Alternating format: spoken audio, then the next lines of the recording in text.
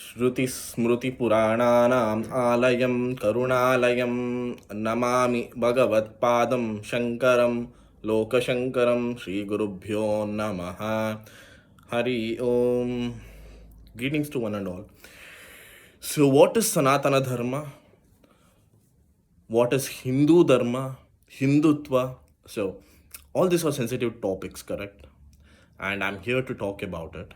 So, I thought I would like, I mean, sharing this knowledge would be benefited to at least few, and maybe it can trigger uh, or it can encourage people to learn more about Vedas and Sanatana Dharma.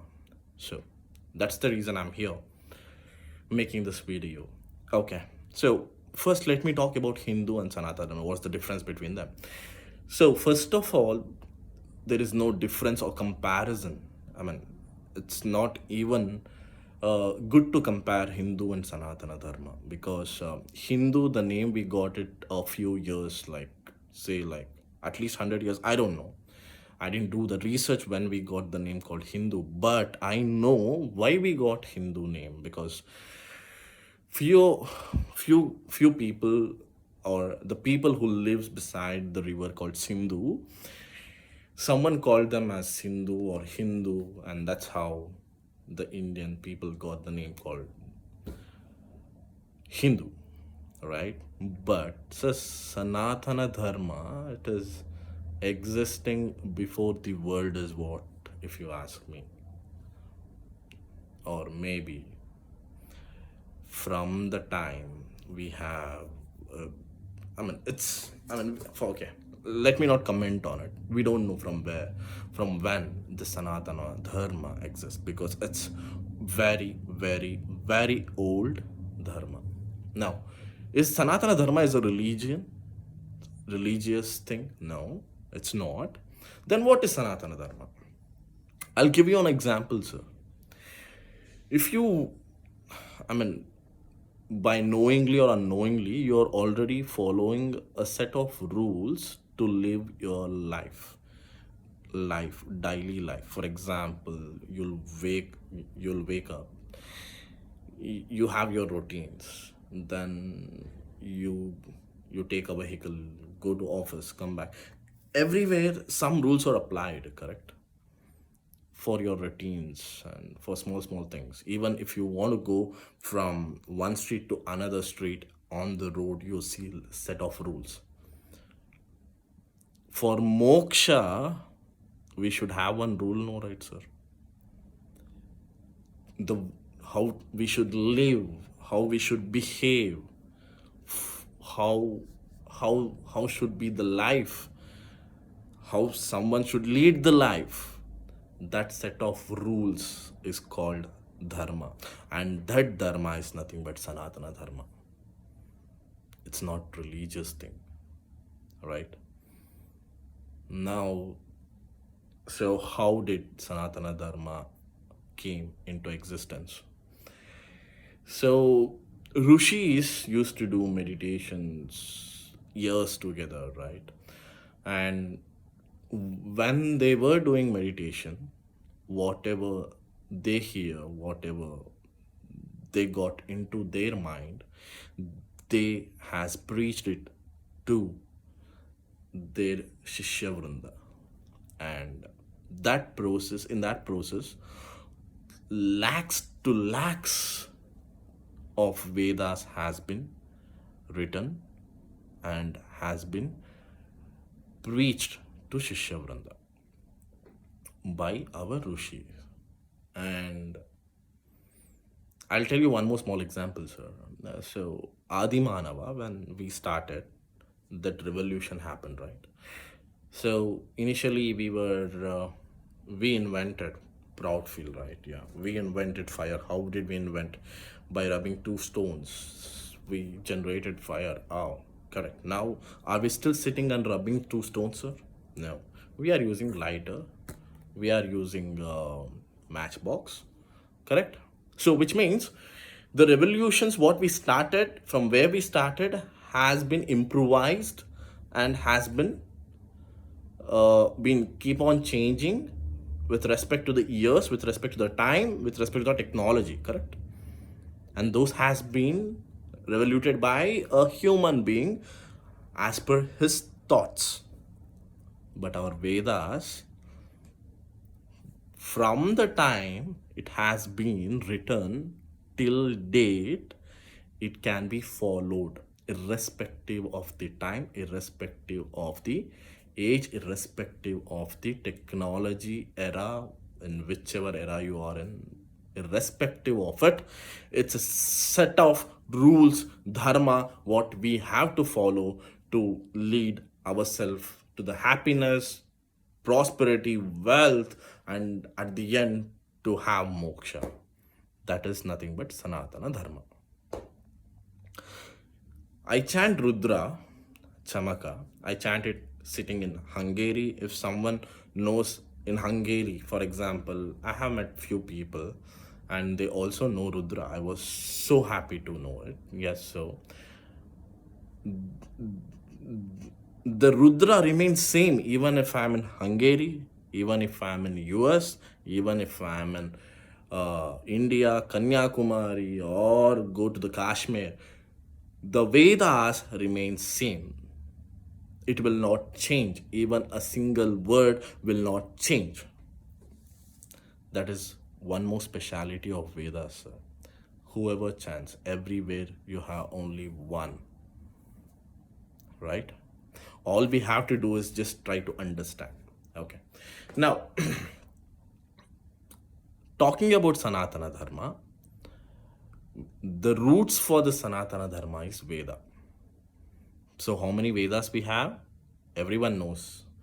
Rig Veda, Yajur Veda, Sama Veda, and the Atharvana Veda. Correct? So, what happened? Lakhs to lakhs of Vedas has been written, and our Vyasa Guru was thinking like, okay, uh, how should we give this so that the common people can understand, right? So what they made is they made it as a categories like Rig Veda, Yajur Veda, Sama Veda, and Atharvana Veda. They subcategorized it to these Vedas. And now, what is speciality of Rig Veda? What and all comes under Rig Veda? Rig Veda talks about the nature what we have, talks about the fire, talks about the Vayu what we have, talks about the sunlight, talks about the nature, the plants, the trees, and Rig Veda also have medicines to all of your diseases. All means all. And Ayurveda has been derived from the Rig Veda. I mean, I'll get goosebumps if I start. I mean, it's so nice. Our roots are very good. Our roots are very very powerful, right? Next, Ajurveda. So Ajurveda is what? Ajurveda, we have certain Vedas where it's a practice of it, rituals. So whatever we know, we have to perform. For example, how to perform puja, how to perform a homa, how to perform a vrata, how to perform, yeah, these, how to implement these has been preached or has been categorized in Ajurveda. One of my favorite Rudra is also derived from Ajurveda, Krishna Ajurveda Khanda. And Dhanurveda is also derived from the Yajurveda. Next, Samaveda.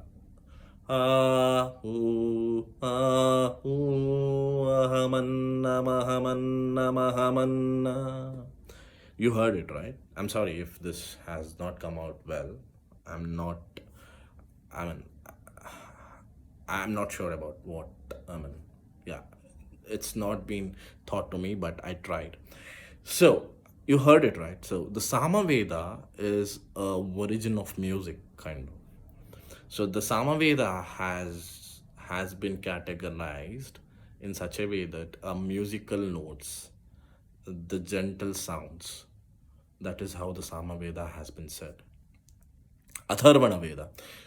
Atharvana Veda talks about how you can manage your wealth, how to earn more wealth, prosperity, and administration, and happiness. There are certain Vedas, Suktas, where you can chant to have all this and to understand. So this is how the four Vedas has been categorized. And now, how to follow the how to follow our Sanatana Dharma. There are five ways to follow it, sir.